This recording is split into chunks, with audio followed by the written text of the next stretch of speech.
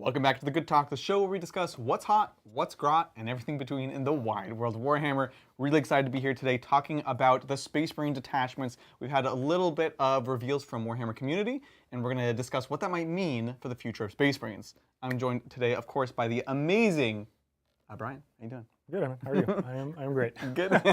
I never know how to like. So obviously you're Brian, and obviously we have a Brian at Tabletop Tie-In, so I never know. Brian Leva, amazing person, friend, painter.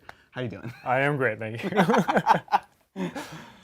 So neither of us are like a Space Marine main, I guess I would say, for lack of a better term. Definitely not. It's always like something we need to be informed about and like talking about and thinking about. And up until now in 10th edition, it's all been about the Gladius detachment, right? It's all just like you get your doctrines, you get that advance in charge once per game. The relic, the bolter discipline. Oh my gosh, that gives, I think like, it's so strong. It's so ridiculous. Yeah. So it's been really, really hard to compete with the Gladius detachment, even with like non-codex compliant armies. You have like Space Wolves running it. Yeah, but they still, like even Blood Angels, everybody just takes it because it's just what you do, right? So that's like the thing is like with the new codex, we're getting a number of detachments. I don't know if they've really said, but it's a good amount, it looks like. And they're going to offer things other than the Gladius. So the question is like, here's a question to you. Do you think that they can make something that's going to compete with that if they keep Gladius the same? If Gladius stays exactly as it is, I don't think so. I think to me, it's just, you can't, right? Like, 4 rerolls to hit, 4 rerolls to wound, you get the Bolter Discipline, and then you add Gilliman into the mix, and it's just like, how do you go from something that multiplies your army by tens of times to something that doesn't? And maybe, they give you rerolls elsewhere in the other detachments, who knows, but if you're taking it at face value, what it is now compared to anything else that they've shown off, I don't think you can. Yeah, it's the flexibility, right? It's like advance and charge is a really important ability, and other detachments can get it in certain ways. There's a couple that can do it like with a strat or with whatever, but it's really, really hard to get to. So it's just that flexibility of all those strats. Oath of Moment, they will all get, right? So the base rerolls, everyone's going to get. But Gladius really takes advantage of like when to activate those at the right time. So I'm really, really curious. We have a bit of a tease, a little bit of a preview from GW. They haven't given us all the rules, or maybe not even all the detachments, but we have a bit we can take a look at. So I think what we're going to do now is we're going to dive into the community site, take a look at. There's been 2 articles that are relevant here. One from like a week ago, a few days ago, and then one that just came out today on Thursday. So we're going to pass it over to DJ Lindsay, who's going to pull up Warhammer community. Let's take a look. Whoa! So this is the article from today, which I think has spurred a lot of discussion, and let's take a look. So here we're seeing what looks like is the totally not White Scars detachment, right? The Stormlance Task Force, and I'm okay with. I know this concept is kind of upsetting some people. I'm okay with it, where it's like the detachments are clearly just existing chapters, but they're not technically, and I'm whatever about it. I think it's fine. I mean, if they're gonna do this in like the interim before they start releasing like the actual chapter books, if they even are gonna release chapter books, then like I think this is totally fine. Yeah, like just this is gonna represent a fast force, and this is actually the one I'm the most excited about. So the base ability, Lightning Assault, this is gonna give you fallback in charge and advance in charge, classic White Scar stuff. But funny enough, they show a Blood Angel right there. Blood Angels are gonna love this. They're going to be super excited to be advancing and charging. Oh, yeah. You know? Because they never had it before, right? Even in their old book, they didn't have advance and charge? No, they just got the +1 to wound on the charge, but they didn't have access to advance and charge. They've, like, never done it. In previous editions, they've had, like, really close charges, or, like, you can land really close or you can charge super far, but never really advance and charge. Which, like we were just talking about, one of the best abilities that the Gladius gives us, and this detachment actually has it. Yeah, it's just all the time. Right? Fallback in... it's fallback in just... charge, right, Lindsay? It doesn't say under a lightning declare assault? charge in a turn which they advance or fell back. Okay, so it's nothing to do with shooting. Probably that's the biggest downside to this one is kids are saying we're in a shooting edition, and I do tend to agree with them. Yeah, for sure. So leaning into melee, not always the best idea, but still powerful. But if you're able to build an army around it, you can plan for those types of engagements, right? Like you have your one unit that you need to protect at all times, so it can do the thing. Now, is it worth taking this detachment for a single unit? Probably not. But if you're going to build an army for it, or you already have an existing army that plays well into it, then I think it's definitely feasible. I definitely agree. You know who I'm most excited for to have this detachment? Space Wolves. Ooh. Thunderwolf Cavalry. advancing and charging across the line. Now we're talking. Yeah. Because this is like, oh, it's whatever. It's bikes. It's assault intercessors who are probably just assault intercessors, or there's assault intercessors with a 12-inch move. Yeah, with Like, who chainswords, cares? like whatever. But when it's like Thunderwolf Cav, as they're currently pointed with a 3-up, 4-up, that's a spicy beat ball right there. Yeah. And fall back and also fall back and charge because So they can always choose their engagements. Yes. That's huge. So I'm really excited for that. So that's one of the detachments. They show us this little Hammer of Wrath ability on the Assault Intercessors, which is whatever. It's the same as it's always been. Yeah, who cares? 4-up and do Immortal. Exactly. Windswift Evasion. This one is, speaking of why shooting is better than melee, this is really good. It's basically, it's an Eldar kind of thing. 1 CP, if you move with a 9, I'm going to move, not D6, I'm going to move 6 inches. Yeah. That's good. Yeah, it's a really good ability, and obviously it's different from the Phantasm, because Phantasm, it's a 7-inch move. It's at the end of the phase, you can, it doesn't matter if you get with a 9 or not. It's like the Ranger thing, but Rangers have to roll a D6. Right. But this is just Adeptus Astartes. It's not infantry, it's not non-vehicles, non-monsters, Right. It's just Adeptus Astartes. So you could do it on Dreadnoughts, you could do it on your Reapers, your whatever, you know? Eradicators, Desolators, not, you know? Anything you want to do this on, if they are trying to charge into your gun line or whatever, you just walk them back. If they try to charge into your transports, you just walk it back, or walk it forward if you wanted to. But it's a very, very powerful ability to be able to do it on anything, as I'm sure all of you know because of Eldar. But 1 CP, it's a little more restricted because you have to go with a 9, but it's still a very, very strong ability.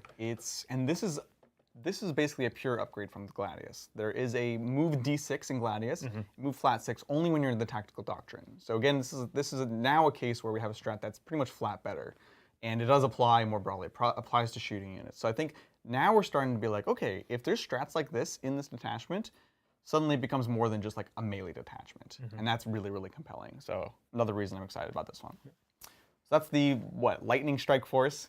Then we have the Vanguard Spearhead, which we all were expecting and curious about. This is the totally not Raven Guard detachment. It's also a Phobos detachment, which is cool. They start, oddly enough, they don't start with the core detachment ability. They start with a strat. And the strat is basically, it's 1 CP, Strike from the Shadows, and it is infantry only. If you're beyond 12, I believe, they get +1, I think +1 BS, +1 AP, I think. So that's very, and in the article, they literally call it Desolation Marines. Like, this is real good for Desolation Marines. I'm like, why would, well, people are so upset about that, you know, why would you highlight that? But they're not wrong. Yeah, I mean, like, yes, please. Again, a strat that gives you something that Gladius would have given you. Storm of Fire gives you +1 AP. This is more limited, kind of, but it's there. You can get it. it exists, and that's the important part, is that it's there. If you want it, you can get it. Yep. Exactly. Now, in order to really understand that, let's take a look at the attachment rule, which is, we've seen this before. This is the Raven Guard ability, right? Beyond 12, -1 hit, and also you get cover. That's pretty good. Look, that is actually a really good ability. Right? Like, that's nothing to sneeze at, because cover is a big deal. There's a lot of things that have like AP1 or really low AP, and just having cover all the time outside of 12, that's a really good ability. And then -1 to hit on top of it. Exactly. I'm surprised that you can get both. I think it's part of like the 10th edition. They're like simplifying. 'Cause remember last edition, it was like, it was so complicated. It was like, okay, if you're on a point, if you're on terrain, then you get cover. If you're, or no, you get cover and -1, but if you're not. And this time they're like, no, screw you, just get everything all the time. Don't worry reminds about me of like the, not necessarily cover, but like a Latok when it used to be in 8th edition. Exactly. That was a very powerful faction. It was ubiquitous. Sub-faction, I guess. Yeah. For that reason, just because of how powerful it was, like cover and -1 to hit. Just everyone was running it, right? And also because it is good for melee. No, I'll say this. This is generically good. This is good for everyone. Like, obviously you can get within 12, but that also has a lot of disadvantages, such as being within 12 of your enemy. Yeah. So I think it's interesting. It doesn't immediately pop out as being like, this is better than Gladius, this will replace Gladius. But you can start to build around it, kind of like you were just saying about the last attachment. Like, if you can really tech into this, there's a lot of potential. This is all they have in this article, actually. I think they just covered just 2 of them. Yeah, this is it. So let's go back in time, Okay. take a look at the other one, because it gives us a bit more of a sense for some other potential changes in the upcoming Space Marine Codex. And that one's just in a separate tab there, Lindsay. Oh, separate tab. Yeah, Thank yeah. you. No worries. Wonderful. I think it'll still load. Oh, yeah. That should be it. Okay, cool. Perfect. Go back. to this. Beautiful. So let's go all the way to the top. Okay. Beautiful. All right. Get a first look at first companies. Oh, I see what they did there. And Firestorm Assault Forces. I actually haven't seen this one. Oh, okay, okay. So this one's interesting because of the things that they don't say. I'll explain that. So there's the detachment, the first company task force, which is like, I guess this is the like not Dark Angels, but it's first company. It's your veterans, it's your Terminators, it's your Stern Guard, it's like all the kits that they're coming out with new versions of. And you have this detachment rule, extremist level threat. And they say, guess what? So here's the thing. Right now, Oath of Moment, pick a unit, full hit and wound rerolls, right? Yep. This ability says, guess what? Once per battle, against your Oath of Moment target, you can also reroll the wound. And everyone's like, don't they already do that? And then GW's like, do they? And we're all like, It's like that Spider-Man meme. yeah, like, wait a minute. Are you changing Oath of Moment? But they don't really say it here. Chat, let me know if they've said it somewhere else and I'm missing something, but it seems really funny. Yeah. It's an obvious conclusion, but everyone's like, anyways.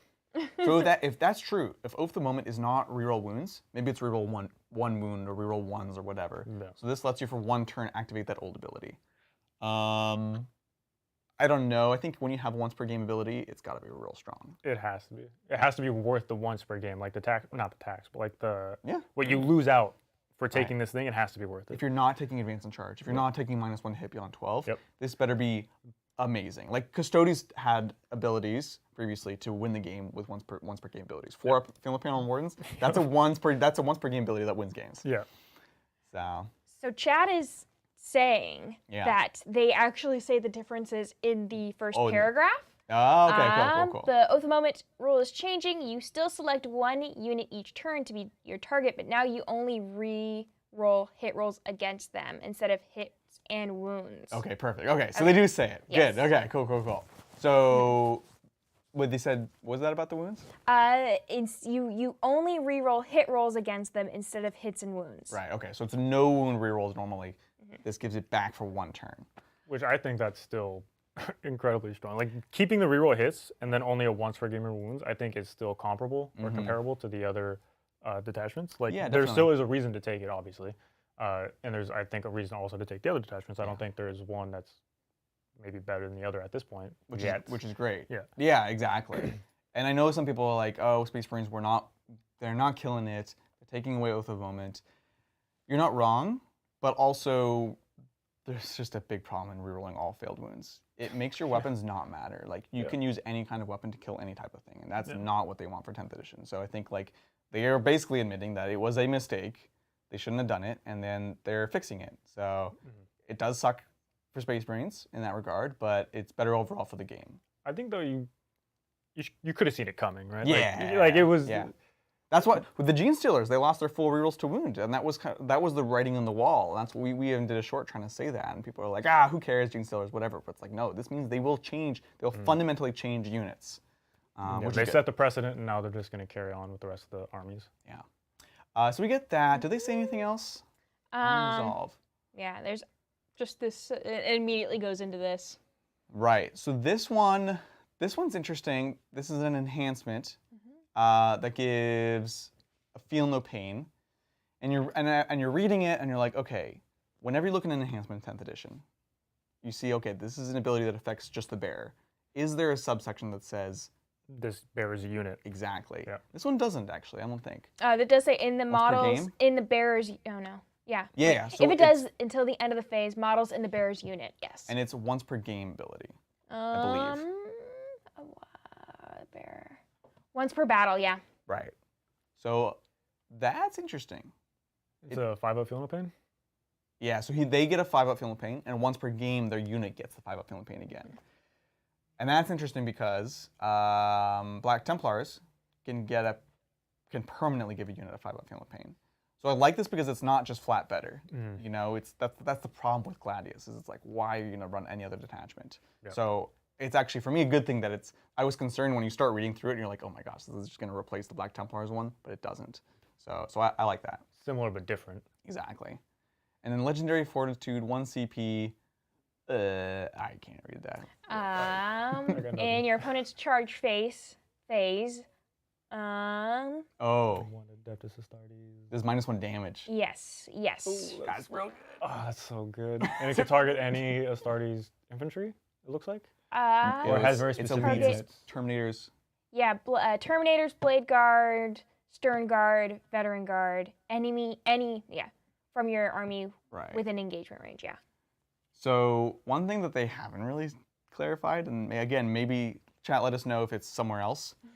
Dark Angels have a Terminator unit that's already -1 damage. Oh no, stop. No. I don't know. No. Again, maybe it's somewhere else. That's why I want to once again ask chat if this has been clarified, or can they be -2 damage for 1 CP? Oh gosh, I hope not. Which is funny because this is again the Dark Angels detachment, like Yeah. not Dark Angels. So this is strong. This is just generic. I mean, -1 damage is always, it's amazing, always so good. especially on Terminators. The other ones, it's kind of whatever. Like, no Blade Guard, it's good, but like Stern Guard, who cares? Vanguard Vets, kind of who cares? Because you also have to get charged. I feel like if you give them, it's only if you get charged. It's like a defensive ability. Oh, okay. Yeah. All right. I was Yeah, gonna say like and if not you had shooting. Storm Shields to give you the +1 wound, and then also -1 damage on top of that, Right, like, yeah. that'd be really powerful. But if it's the restriction is you have to get charged to take it, then it's Yeah. still good, but not as After enemy unit. Yeah. Which is good. It's good. It's a balancing factor. exactly. Chat's saying it can stack. It does stack. So. Oh, that's It just can't go below 1. Yeah, makes that sense. is That's real good. that is very strong. It's very And strong. then the not aggressor, sorry, the not salamanders. Salamanders. This one I like. I think they're pretty, they're not heavy-handed with this one. So this is basically ranged weapons with the Adeptus Astartes gain assault keyword. So this is advance and shoot basically. And then So all their guns get assault. they just all get assault. And then if you're targeting a unit within 12, it's +1 strength. Okay. So this is yet again, I think, generically good. You kind of have to build into it, Yeah, you definitely have to build into it. right? And it's again a Gladius ability that you would get once per game, or just one unit for a CP. So it takes the thing that Gladius can do very narrowly and says you're gonna get this all the time. It's gonna give you a lot of flexibility to advance and shoot with all your weapons. The -+1 strength is a little bit awkward. Yeah, it think- doesn't seem like it really. It should be +2 strength, at least. Yeah, or like +1 strength, +1 AP or something. I don't know. I don't know Yeah. that +1 strength is. You'd have to like Yeah. las cannons, I don't know. 12-inch las cannons. I Flamers feel go to like strength 5. If everything's assault, they want you to be advancing, right? And if you're Yes. advancing up the table, you might as well also have like some type of melee, right? Yeah. It doesn't seem like That's true.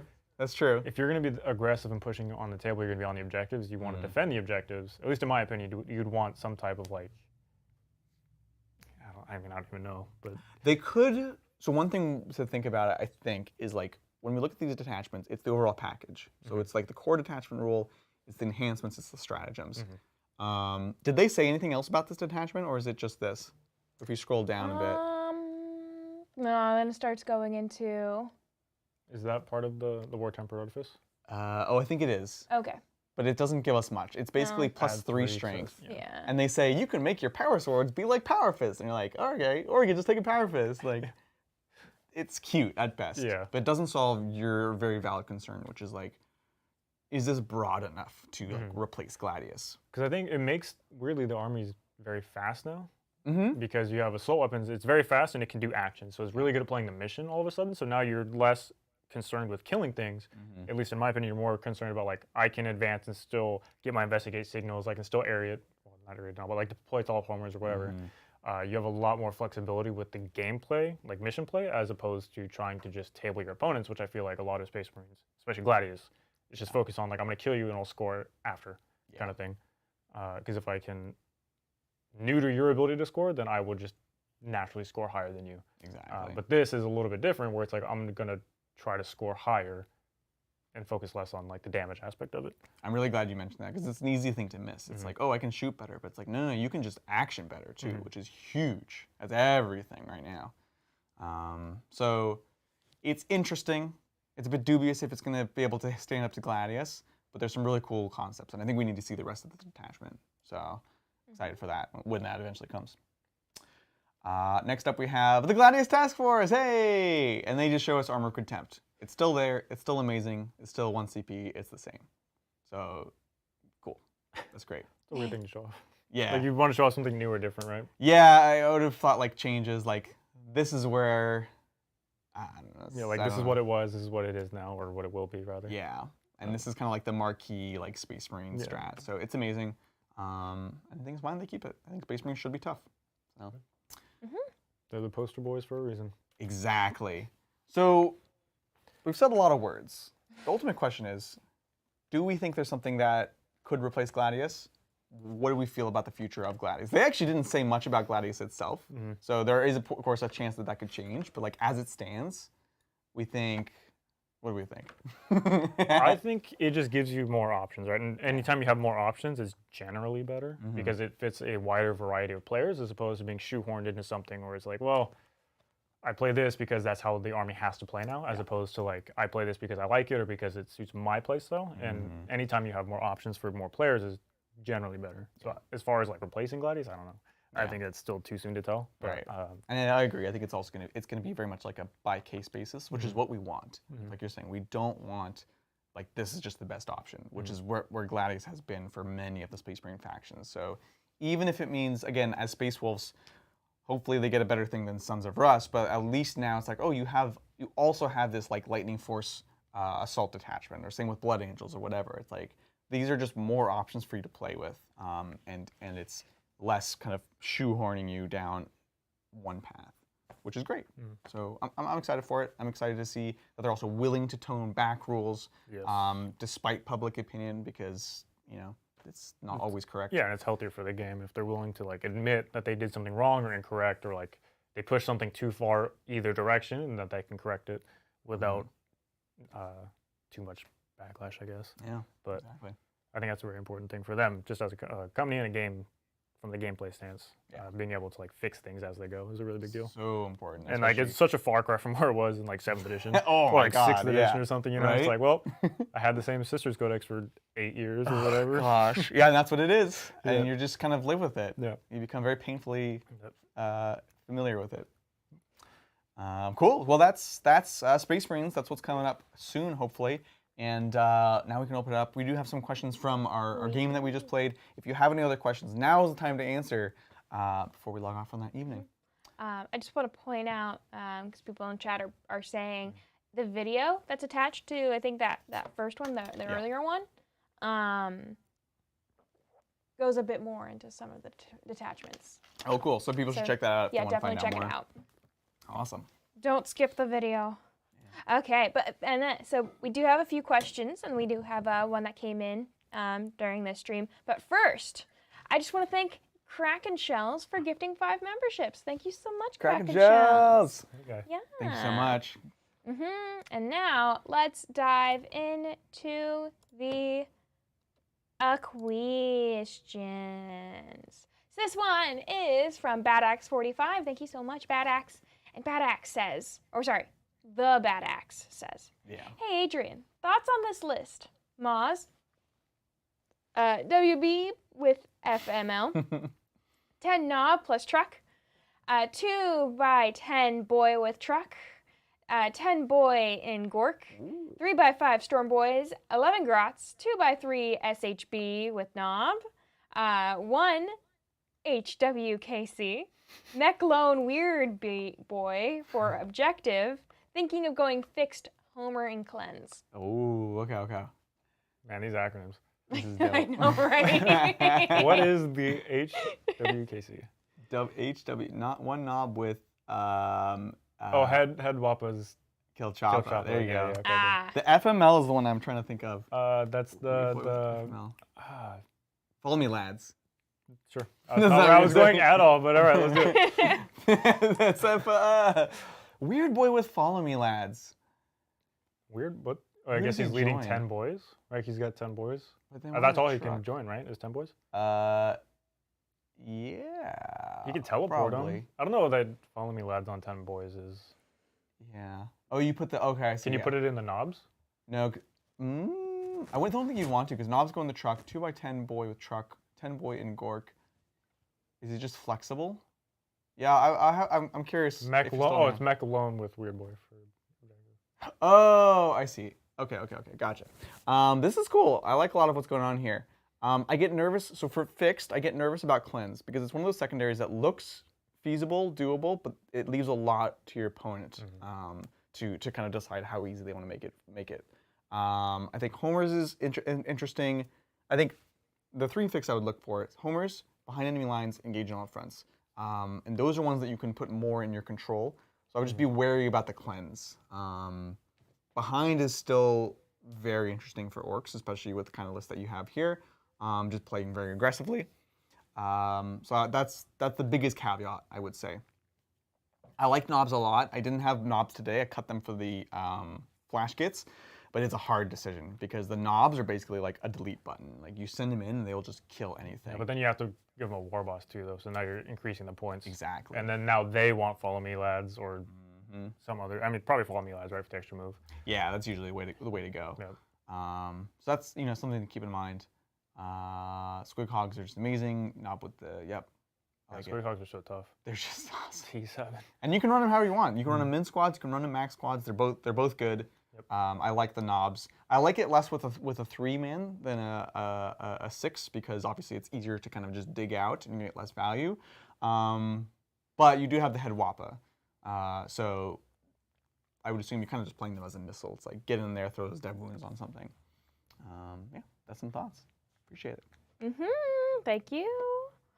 This next one is from Fate's Day Dreamer. Hey, hey. Thank you, Fate's Day. And Fate's Day says, "Hey, TTT, hope you all are well. Got something in the Hall of Shame channel at 8:13 PST. A new project. What new project are you working on?" Oh, man. All right, let me pull this up. Yeah, I took a peep at it earlier, and that's a Fate's Day. Good luck. Oh, gosh. It just seems like a lot. It's like a lot. It's like a new game, and it's like yeah, it comes with like a whole bunch of models. It looks really cool, but it's just a lot of work out of them. So. Love it. I'm super excited. What are you working on these days, Brian? So you're a painter. I have so many things I'm working on. Yeah, I'm a commission painter, so I have a lot of things that are not mine, not my projects at least, that I am working on. I have an Incarn that need to be starting soon. I have a Chaos Knight, the newer one that just came out that I have on my paint docket. I have some models for John still that that I'm working on as well.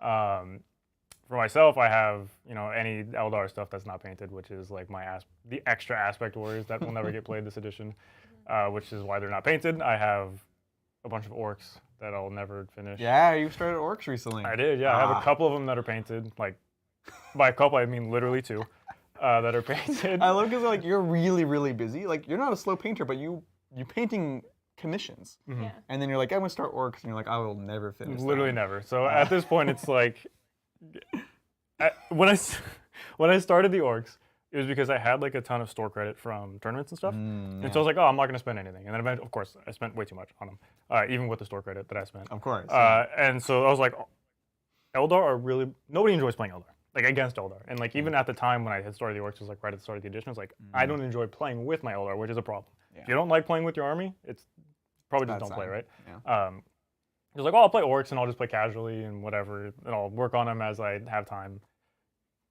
The neat part is I never have time. So I've run a couple models done, but aside from that, it was basically just to figure out like what I wanted my paint scheme to be. So that's the most fun ones to paint, anyways. But I have a ton of stuff like in my paint queue. Yeah. How many projects do you work on at a time? Like actually painting, I try to have like 2 that I'm working on, and I'll have do them like concurrently because it's easy to get burnt, especially when I was doing John's commission, like the T-Suns. Yeah, it's a lot. Oh my goodness, like I love painting. And I can paint for like an entire day. Like that's not hard for me to do. But when you're doing something as like repetitive as 40 Rubric Marines or 30 Rubric Marines and 10 Terminators, like at least for me, I need something in between, like steps or in between like milestones for the painting to do something else, because otherwise you just go crazy. Shake off the cobwebs. Yeah. So I have a lot of commissions like in my queue, but only like 2 that I'm really working on at the moment. That makes sense. But if you're interested, I'm gonna do a shameless plug. You should. Hit me up on Instagram. Yes, or message me, Colors of the Warp, and I will be happy to talk shop with you guys. Amazing. Even if it's just to give you advice on painting, I'm happy to do that as well. I've done that many times. So it's very kind of you. definitely check it out. Amazing painter. We have a lot of stuff by him, and definitely more in the future for sure. We also have, so Faith Stay posted, this is super cool. So this is the Ravaged Star project. Oh, This it's the mini is- wargaming thing, right? Exactly, mini wargaming. Such beautiful models. It's kind of like you are a big fan of Artel and like the alternate Eldar. This is kind of the equivalent for Chaos these days. Just really, really beautiful, high resolution models from Mini Wargaming Dave.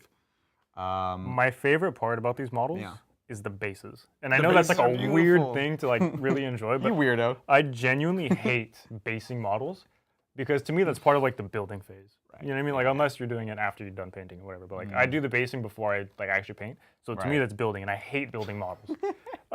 So that these are just they're done. They're all ready to go. sculpted and they're all like unique, probably like gorgeous. beautiful. Hands down, the best decision they could have made on this whole project. Well, because it really, you can have a horrible model on a beautiful base, and it goes so much farther. Yeah. And unfortunately, like basing it's not an easy skill. No. It's a time-consuming skill. Very time-consuming. And it's very easy to have bases that don't look good, right? We've all been there. And this way, they've like guaranteed that all of their products will look this much better because they're on nice bases. So it's like really smart. And the beauty of it too is like you can paint it as lazily or as nicely as you want, and it'll still look good because there's sculpted details on it. Like if you're just doing a texture paint, like it's fine, you know, it's not bad. Like by no means is it bad. Like anything that's painted is better than anything that's not painted. So I don't want to like shame anybody. That's not what I'm trying to do here. Sure. But like when you put 30 minutes into one base, it's going to look better than just slapping texture paint onto something. Yeah, right? absolutely. Just generically speaking. So the sculpted bases are. I love it. Like even for my Eldar and like the orcs I have, all the orcs I have like 3D printed bases. For the Eldar, it's all like cast resin. It's like I don't like. You're mad, man. If I don't have to base it, like I'm not gonna do it. I'd happily paint it, but I'm not gonna base it. I have a lot of respect for bases, but I am totally guilty of like just the gray bases, generic asphalt. You know, Zach would call them Adrian bases, where it's just like the bare minimum. Like guilty as charged. I appreciate a good base, but I don't have the discipline to do it on all my armies. I definitely don't. I think my Space Marines are the one that I have like. I'm gonna do this right, because everything else I'm like I can't be bothered. Sorry. So it looks awesome. I will say, keep an eye out for more Ravaged Star stuff on this channel. That's all I'm gonna say for now. That's exciting. Yeah. Thanks, Faith Stay. Yeah, thank you. This next one is from Sammy Berry. Thank you, Sammy. And they say, what do you feel about the Knight Lancer in a sister's force? Does it bring enough vehicle cracking to make up for the loss of MSU for them? Oh, good question. So Lancer is amazing. It did get a little bit less amazing recently because you can't bondsman itself, which means it can't give itself advancement charge, which is dumb, but whatever. It is what it is. But it's still good. It's still tough. It still cracks things. I think it's good. I think I would also consider, though, the power of the Castigator, which is awesome. I think 3 Castigators and a couple Exorcists will still go very, very far. Yeah. And the Exorcist, I know, can be a little hit or miss, but it's still a pretty excellent tool that's within the Sisters line. So I would consider that. I would consider, like, I know, but again, you might not want to run 3 Castigators, a couple Exorcists. That's a lot of tanks. That's a lot. Not a lot of tanks. So that's the other thing I'll suggest, kind of cheekily, but at the same time, like, yeah, I think the Lancer does solve a lot of problems with Sisters. It solves a durability problem, it solves a melee problem, it solves a tank busting problem. And it solves the problem where like you can actually exist somewhere on the board and expect to not die in a turn. Well, depending on who you're playing, obviously, but Totally. you're durable enough where you can exist and still expect to be there the next turn, as opposed to like you just have sister squads or even just a Castigator with like toughness 8 on it or something. Right, yeah, it's still, So like it's still a rhino not roll. hard to kill Yeah. for a lot of armies. And a Knight obviously fixes a lot of that durability stuff too. Yeah, and it's a nice contrast, right? If you're gonna go as MCU as you can with Sisters, then this is gonna kind of help contrast with that. Like if you're doing squads of Fire Seraphim or Zephyrim or not Repentia, but this can kind of help balance that out. So I think it's cool, and it's a dope model. Let's be honest. Yeah, it's really cool. Thanks, Sammy. Very appreciate it. Yeah, thank you.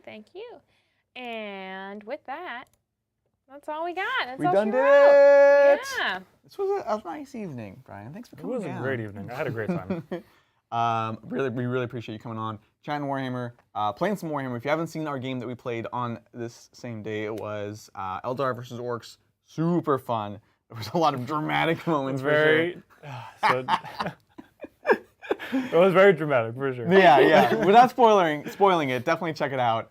And look, we have a lot of stuff coming up soon on the channel. If you're watching live Saturday, we are going to be doing.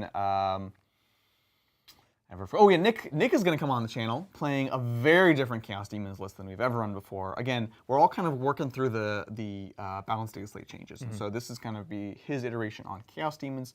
I'm going to be playing Space Wolves. I'm very excited.